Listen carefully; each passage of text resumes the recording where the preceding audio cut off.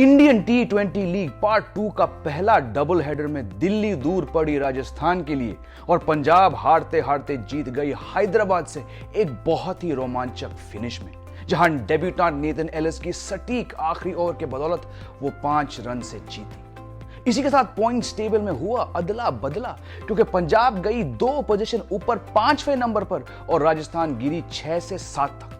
कैसे हुआ ये सब, कौन थे हीरो और कौन जीरो, किसने बनाए रन और किसने चटकाए विकेट, आइए रिव्यू करते हैं शनिवार के दोनों मैचेस। आबू धाबी की तपती गर्मी में दिल्ली ने हराया राजस्थान को 33 रन से और इसके साथ लीग के ऊपर अपना नंबर 1 स्थान बरकरार रखा। टॉस हारने के बाद दिल्ली को पहले बैटिंग करने को कहा राजस्थान के कप्तान संजू सैमसन ने और 4 ओवर में ही दिल्ली के ओपनर शिखर धवन और पृथ्वी शॉ वापस ड्रेसिंग रूम लौट चुके थे। धवन बोल्ड हुए सिर्फ 8 रन पे कार्तिक त्यागी की गेंद पे और शॉ को 10 पे आउट किया चेतन सकारिया ने, मगर इसके बाद बनी एक साझेदारी जिसके दम पर दिल्ली बना पाई एक मैच विनिंग स्कोर।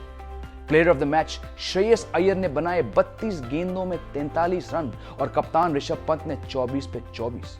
दोनों आउट हुए 7 रन के बीच। अय्यर स्टंप्ड राहुल तेवाटिया की गेंद पे और पंत बोल्ड बाय द फिज, मगर तब शिमरॉन हेटमायर ने तेजी से मारे 16 गेंदों में 28 रन और उसके बाद जो भी आया वो थोड़े थोड़े रन जोड़ के पारी को 154 तक लेके गया।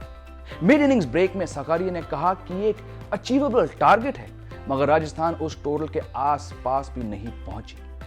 एवन लुइस के निगल के कारण लियम लिविंगस्टन को ओपनिंग पे भेजा गया और उन्होंने बनाए मात्र 1 रन, कॉट बिहाइंड ऑफ आवेश खान पहले ही ओवर में। फिर यशस्वी जायसवाल ने कॉट बिहाइंड डिसीजन रिव्यू किया, मगर उनको भी पवेलियन की तरफ जाना पड़ा दूसरे ओवर के अंदर। 6 पे 2 थी राजस्थान और यहां से सैमसन को सपोर्ट नहीं मिला बाकी बैट्समैन से। एक तरफ सैमसन शॉट मारते गए और दूसरे से विकेट्स गिरते रहे।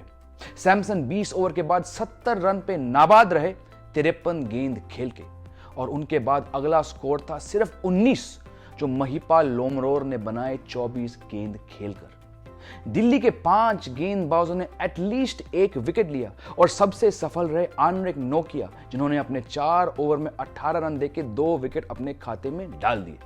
स्पिनर्स रविचंद्रन अश्विन और अक्षर पटेल ने रन्स पे रोक रखा और 1 विकेट लेके गए। इस हार के साथ राजस्थान के कप्तान सैमसन को लगातार 2 मैच के बाद फाइन किया गया स्लो ओवर रेट के लिए, मगर इस बार उनको पेनल्टी दुगना भरना पड़ा।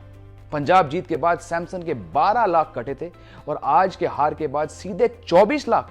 भाई संजू, हार और जीत एक तरफ, अपने पैसे तो बचाओ और बॉलर से थोड़ी तेजी से ओवर डलवाओ ना यार।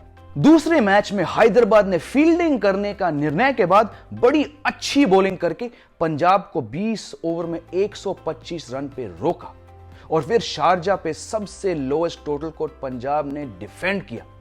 धीमी गति की पिच के ऊपर पंजाब के ओपनर्स केएल राहुल और मयंक अग्रवाल ने टीम को 26 रन की ओपनिंग साझेदारी दिलाई 4 ओवर में, मगर अगले ओवर में जेसन होल्डर ने दोनों को वापस डगआउट में भेजा।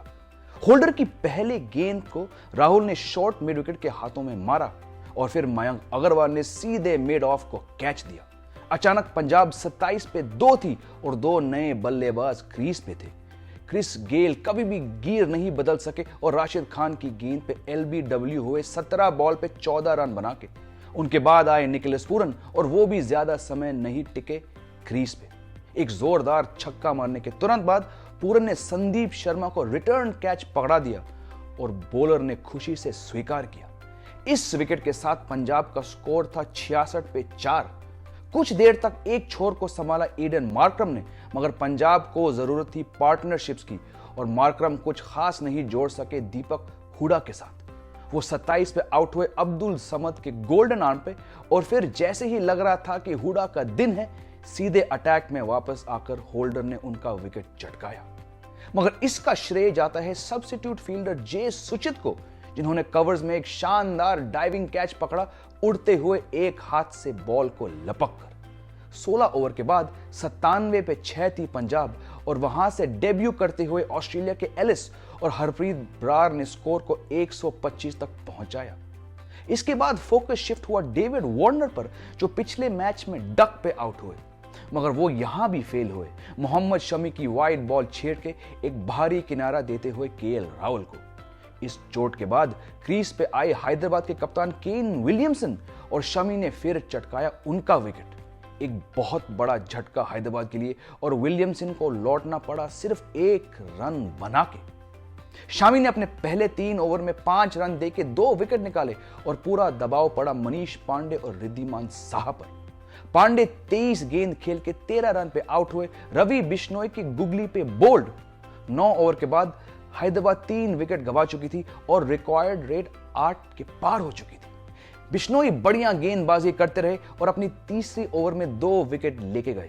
केदार जाधव गुगली पे बोल्ड हुए और समद ने खराब शॉट मारा सीधे यूनिवर्सल बॉस की तरफ शॉर्ट थर्ड मैन के दिशा में।